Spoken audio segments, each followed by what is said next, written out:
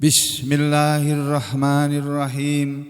Alhamdulillahi rabbil alamin. Wassalatu wassalamu ala asyrafil anbiya'i wal mursalin sayyidina wa habibina wa maulana Muhammad wa ala alihi wa ashabihi ajma'in. Amma ba'du ayyuhan nas ittaqullaha mastata'tum wasma'u wa ati'u la'allakum turhamun. Para muslimin rahimakumullah, kemarin sudah kita pelajari tafsir atau penjelasan ayat-ayat yang terdapat dalam surah Al-Qiyamah, surat yang ke-75 nomor urutnya di dalam Al-Quran, yang tadi pagi dibaca lagi oleh imam kita. Allah Subhanahu wa taala berfirman, A'udzu billahi minasy syaithanir rajim. La uqsimu biyaumil qiyamah. La uqsimu, aku bersumpah biyaumil qiyamah, dengan hari kiamat. Ya, semua sumpah Allah diucapkan, difirmankan oleh Allah dalam Al-Quran untuk menarik perhatian manusia. Tapi kalau manusia tidak tertarik, ya sudah. Ya, lalu pada yang kedua, wala uqsimu bin nafsil lawwamah, dan aku bersumpah dengan jiwa yang selalu menyesali diri. Jadi jiwa manusia itu sifatnya itu selalu menyesal. Selalu menyesali dirinya kalau dia berbuat buruk. Bahkan kalau dia berbuat baik pun, nanti di hari kiamat dia akan menyesali dirinya juga. Ya, ini pemberitahuan dari Allah. Kita jangan menjadi manusia yang suka menyesali diri. Untuk itu, setiap ada kesempatan untuk berbuat baik, ya kita ambil kesempatan itu, supaya kita tidak menyesal nanti. Ada kesempatan sholat sampean. Dalam ajaran Islam, Bapak Ibu dan saudara sekalian, amalan yang paling utama dan yang akan ditanyakan pertama kali di hari kiamat nanti adalah sholat. Bukan yang lainnya. Yang pertama kali akan ditanyakan kepada manusia yang beriman, yang mengaku beriman ini, kita semua termasuk di dalamnya. Tidak ada pertanyaan, kamu dulu hidup di dunia jadi apa kamu? Jadi presiden enggak? Enggak ada tanya kayak gitu. Enggak ada urusan sama presiden. Kamu bisa jadi orang kaya enggak? Enggak ada urusan, enggak ada pertanyaan kayak begitu. Yang ada pertanyaan itu, bagaimana sholatmu? Itu. Dan ini sudah diberitakan oleh Rasulullah SAW di dalam hadis beliau yang sudah sering disampaikan. Kalau masih ingat, kalau masih lupa ya sudah, lah lupa mau gimana lagi. Ya, ini saya bukakan kalau masih lupa, dalam kitab hadis kecil yang ditulis oleh Imam Nawawi rahimahullahu ta'ala, seorang ulama besar yang bermadhab Syafi'i beliau. Sebagaimana di Indonesia ini madhab muslimin di Indonesia ini kebanyakannya adalah madhab Syafi'i. Itu di dalam kitab hadis yang ditulis oleh Imam Syafi'i, namanya kitab hadisnya Riyadus Shalihin, olahraganya orang-orang yang soleh atau taman-tamannya orang soleh. Orang soleh itu kalau bermain di taman nih, ya di taman tempat orang soleh berada. Ini di dalam kitab yang ke-8, Kitabul Fadhail, kitab tentang keutamaan amalan-amalan. Kita bisa dapatkan salah satu judul babnya adalah babu mana ya? Keutamaan Al-Qur'an, keutamaan wudu, keutamaan salat. Nah, ini nih. Bab 187, babu fadlis sholawat, bab keutamaan salat. As-sholawat itu bentuk jamak, bentuk kata jamak dari as-sholatu. As-sholatu khairum minan naum. As-sholatu itu kata tunggal, isim mufrad, kata bentuk kata tunggal. Kalau jamaknya as-sholawat. Ya. Jadi bab keutamaan sholat, Allah Ta'ala telah berfirman, Allah Ta'ala dalam surat Al-Ankabut ayat 45, Allah Ta'ala berfirman, Inna sholata tanha 'anil fahsya'i wal munkar. Inna sholata, sesungguhnya sholat itu, tanha, dia bisa mencegah, bisa menghalangi manusia, maksudnya 'anil fahsya'i, dari perbuatan fahsya, perbuatan keji, perbuatan dosa, wal mungkar, dan perbuatan mungkar.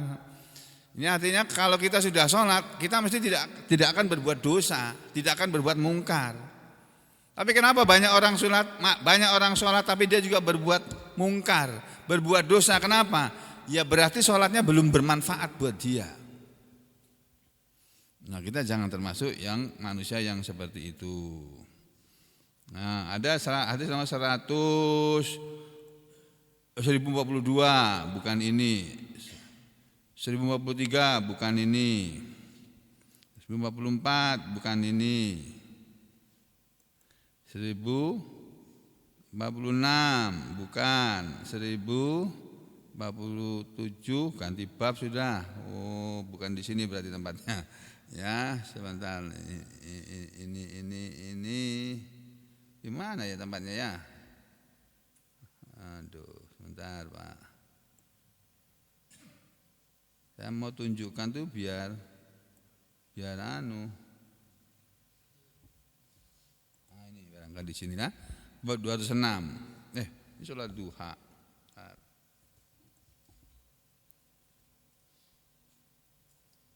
Kalau cuma mengucapkan saja ya saya masih ingat hadisnya. Rasulullah SAW bersabda, awwalu ma yuhasabu bihil abdu yaumal qiyamati as-shalah. Awwalu yang awal, yang pertama kali, ma yuhasabu, apa yang akan dihisab, akan diperhitungkan, al-abdu, kepada seorang hamba, pada seorang manusia yang mengaku beriman, ya. Awwalu ma yuhasabu bihil abdu yaumal qiyamati, yang pertama kali apa yang akan dihisab dengan hisab itu, dengan perhitungan amal tadi, seorang hamba di hari kiamat nanti adalah as-sholatu, sholat. Itu akan ditanya, Allah akan menurunkan malaikat Jibril, Jibril, malaikat penulis amal manusia, Raqib Atid, kau periksa catatan amalnya itu, coba kamu lihat dia ada sholat, kalau nilainya jelek, malaikat akan lapor, ya Allah, ini sholatnya orang ini jelek. Jelek itu ya macam-macam kriterianya. Jelek mungkin dia sholat tapi dia tetap berbuat dosa. 2, dia sholat tapi sholatnya ngawur, enggak ngikuti apa yang diajarkan oleh Nabi. Padahal Nabi mengatakan, sholatlah kalian kama sebagaimana ro'aitumuni, kalian telah melihat aku sholat, usolli, aku sholat. Sholatlah kalian seperti kalian melihat aku sholat.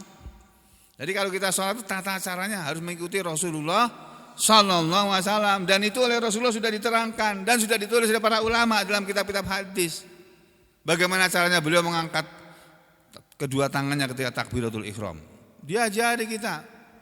setinggi telinga, boleh. Tapi ini telapak tangan ini menghadap ke kiblat. Diangkat menghadap ke kiblat gini. Dari posisi berdiri gini, tinggal angkat. Nah, setinggi telapak tangan, setinggi dua telinga, atau setinggi bahu, atau setinggi dada. Silahkan mau pakai yang mana, nggak apa-apa. Tapi caranya begitu. Jangan dirubah-rubah sama maunya kamu, menurut perasaanmu jangan. Wah kalau gitu aku nggak mantap aku, begini aku. Allahu Akbar, nah, malah salah kamu. Takbir kok begini. Nah kan katanya ibu jari ini di telinga. Iya tapi ini menghadap kiblat, telapak tangannya menghadap kiblat. Kiblat itu seperti kita sholat di depan Ka'bah.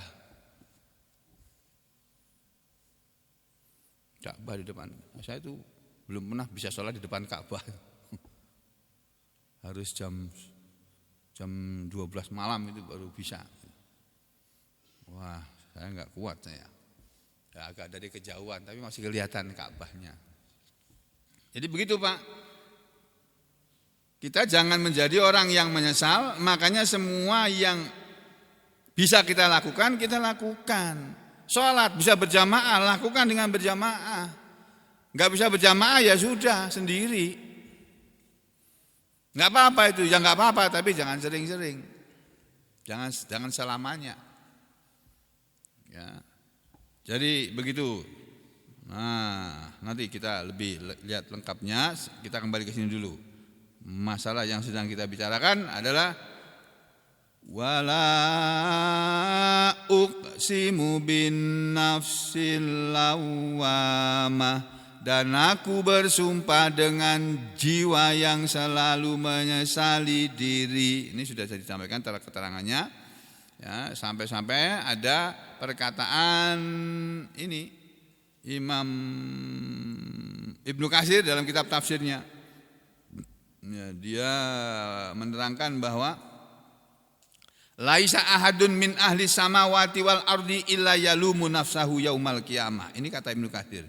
Laisa ahadun, tidak ada seorang pun min ahli samawati, dari penduduk langit, wal ardi dan bumi.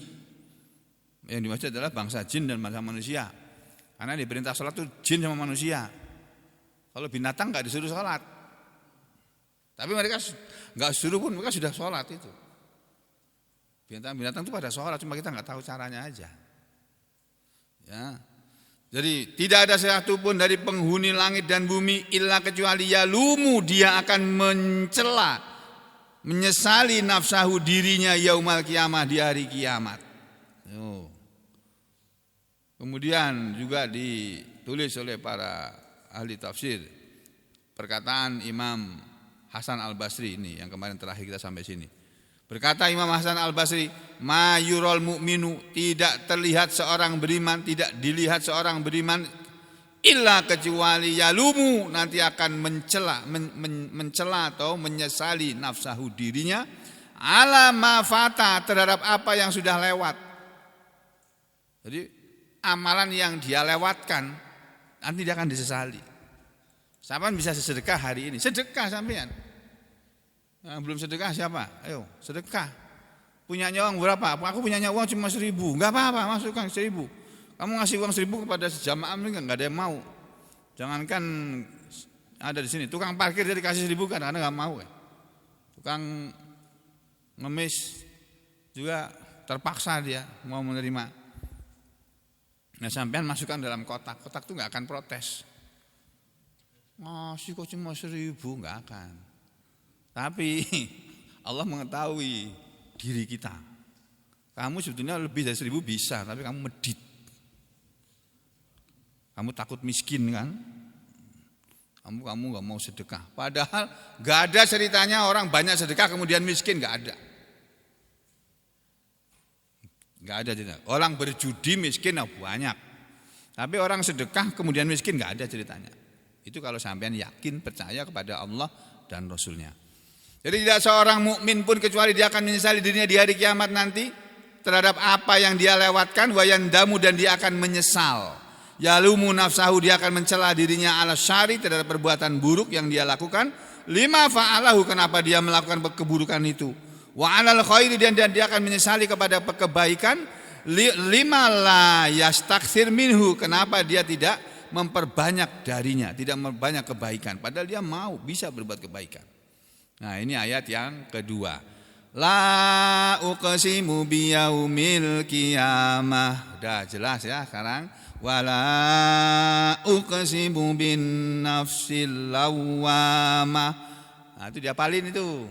Yang ketiga, ayah sabul insanu allan najma'a idhamah.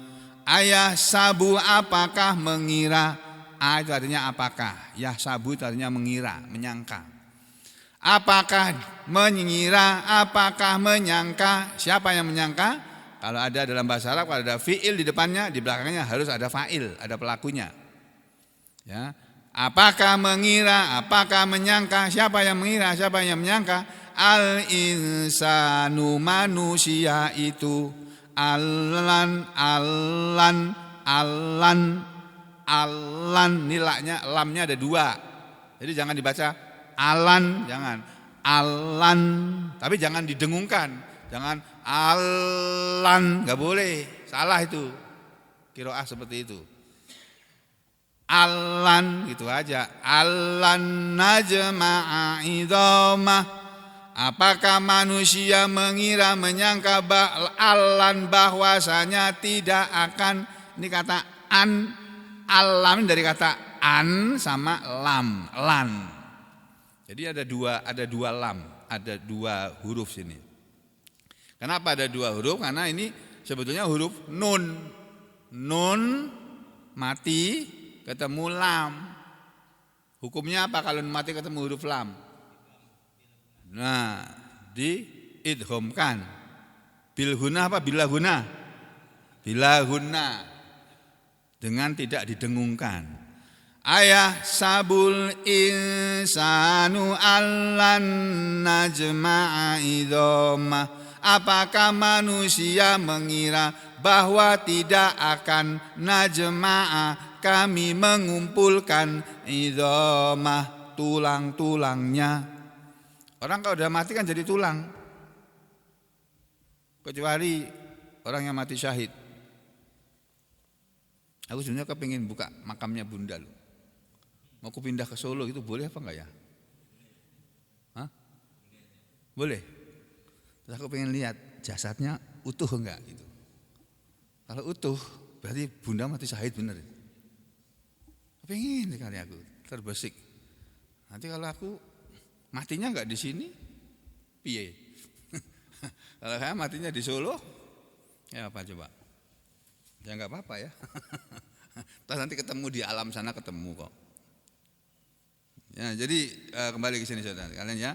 Ayah sabul insanu, apakah mengira manusia itu. Nah, kebanyakan ahli tafsir termasuk di sini Imam Al-Baghawi mengatakan yang dimaksud manusia yang mengira itu tadi adalah yaitu al-kafir, manusia yang kafir. Kalau manusia yang beriman enggak akan mengira seperti ini. Tapi manusia yang kafir mengira allan najma'a idhamah, alan bahwa tidak akan najma'a, kami mengumpulkan idhamahu, tulang-tulangnya. Maksudnya kata orang kafir ini ada disebut namanya dalam sebuah tafsir, ada di sini enggak ya namanya ya? Siapa yang ngomong ini? Nah ini Adi bin Rabi'ah. Ayah sabul insanu, apakah mengira, menyangka. Tafsirnya ayadunnu, apakah menyangka. Al-kafiru, orang kafir itu. Siapa dia? Adi bin Rabi'ah, orang yang bernama Adi bin Rabi'ah. Bukan Adi Jasman, bukan. Bukan Adi Hidayat, bukan. Adi bin Rabi'ah, orang kafir musyrik Mekah dulu. Apakah orang manusia yaitu Adi bin Rabi'ah mengira ingkaron, karena mengingkari, minhu dari karena pengingkaran, minhu dari dia, lil ba'tsi kepada hari kebangkitan. Ya, allan najma'a idhamah, bahwa tidak akan kami mengumpulkan tulang-tulangnya. Maksudnya allan bahwasanya tidak akan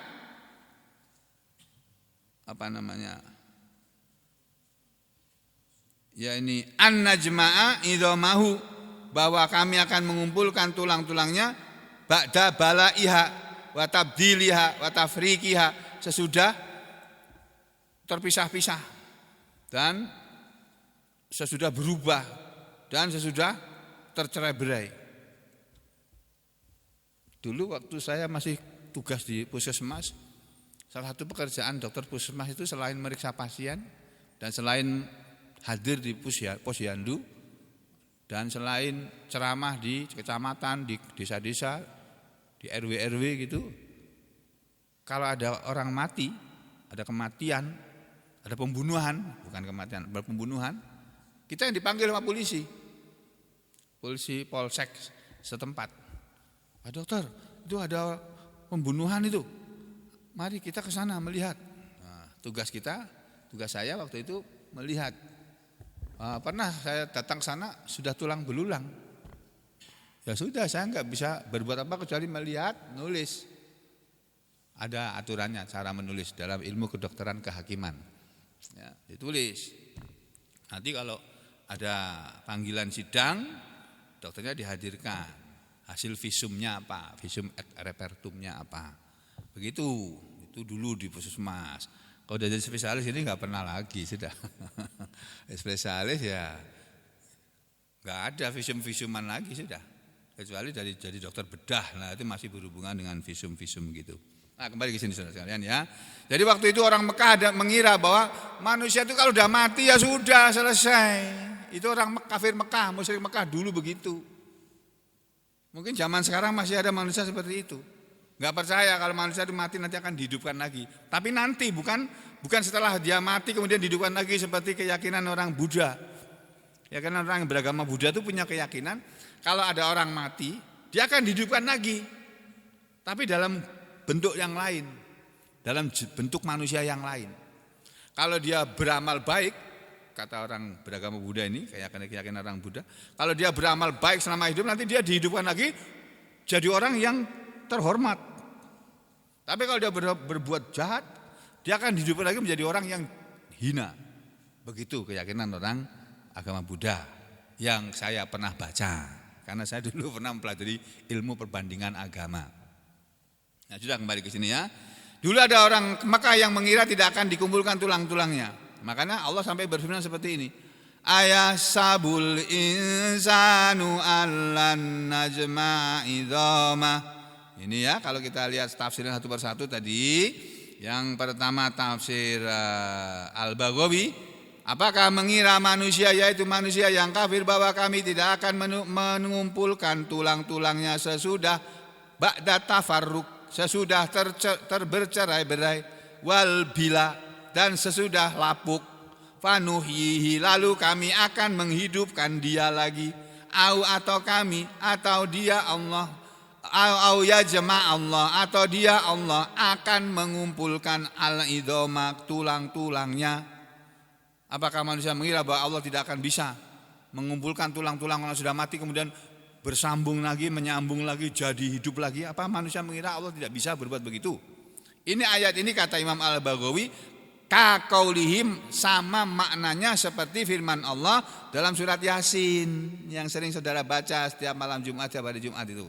Salah satu ayatnya yaitu ayat 78 berbunyi, qala may yuhyil idhama wa hiya ramim. Berkatalah dia, siapa yang bisa menghidupkan tulang-tulang ini padahal dia sudah hancur lebur. Orang kafir Mekah dulu ngomong begitu. Muhammad, kami enggak percaya Muhammad. Siapa yang bisa menghidupkan tulang yang sudah hancur lebur begini? Enggak percaya kami. Itu dulu orang Mekah ada yang ngomong begitu. Ya, ini ayat ini sama. Dalam tafsir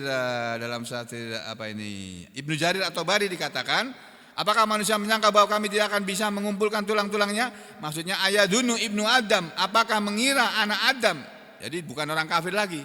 Apakah manusia ini yang namanya anak Adam, keturunan Adam ini mengira allan naqdiro, bahwa kami tidak mampu ala jam'i idhomihi, untuk mengumpulkan tulang belulangnya, ba'da tafarruqiha, sesudah tercerai-berainya tulang-tulangnya tadi. Kalau Ibnu Katsir menerangkannya, apakah manusia mengira bahwa kami tidak akan bisa mengumpulkan tulang-tulangnya? Maksudnya yaumal kiamah, di hari kiamat nanti, bukan sekarang. Ayadunnu, apakah manusia mengira anna, bahwa kami Allah la naqdiru, kami tidak mampu, tidak berkuasa ala untuk i'adati, mengulangi kembali, idhomihi, tulang-tulangnya, wa jam'iha, dan mengumpulkannya, min amakiniha, dari tempat-tempatnya, al mutafarriqah, yang sudah tercerai-berai. Apakah manusia ada yang mengira bahwa kami tidak bisa menghidupkan manusia yang tulang-tulang sudah tercerai-berai? Bukannya tercerai-berai di dalam kuburnya. Kan sekarang ada pembunuhan yang namanya mutilasi. Itu orang-orang jahat, pembunuh-pembunuh itu. Mestinya di Indonesia ini diterapkan hukuman mati. Ada orang bunuh, ketahuan, terbukti, sudah saksinya kuat, yakin dia membunuh, tembak mati sudah. Ini malah yang tembak mati ustad. Ya Allah. Ya apa ini? Guru ngaji ditembak mati. Ya apa ini? Untung Allah tuh maha penyayang, enggak pemarah Allah. Kalau Allah marah, selesai sudah Indonesia ini, Pak. Kalau pegawai-pegawainya, pejabat-pejabatnya mengingkari Allah sampai mentok itu, dia habisi semuanya oleh Allah. Bagi Allah itu enggak sulit bagi Allah berbuat seperti itu. Jadi ada manusia yang dibunuh, kepalanya taruh di sana, kakinya sama tangannya dipotong taruh di sana. Polisi bingung nyarinya itu. Walaupun akhirnya bisa ketemu juga kebanyakannya. Ya, tapi meskipun demikian, manusia itu terbunuh dalam keadaan tulangnya tercerai-berai, Allah di hari kiamat tetap bisa mengumpulkan tulang belulangnya. Demikian juga manusia yang mati kemudian dibakar. Kan ada manusia yang mati kemudian dibakar, bukan dikubur. Iya toh? Nah, itu yang manusia yang sudah dibakar jadi debu, nanti oleh Allah kan dihidupkan lagi itu utuh seperti manusia waktu dia sebelum mati itu, seperti itu. Bisa Allah berbuat seperti itu. Ya, dalam tafsir lain juga dikatakan ya seperti tadi sudah kita baca ini ya. Jadi kesimpulannya Allah itu mampu, Allah itu bisa mengumpulkan manusia yang sudah mati dan tulang belulangnya sudah hancur lebur atau terpisah-pisah di mana, atau jasadnya tidak ditemukan.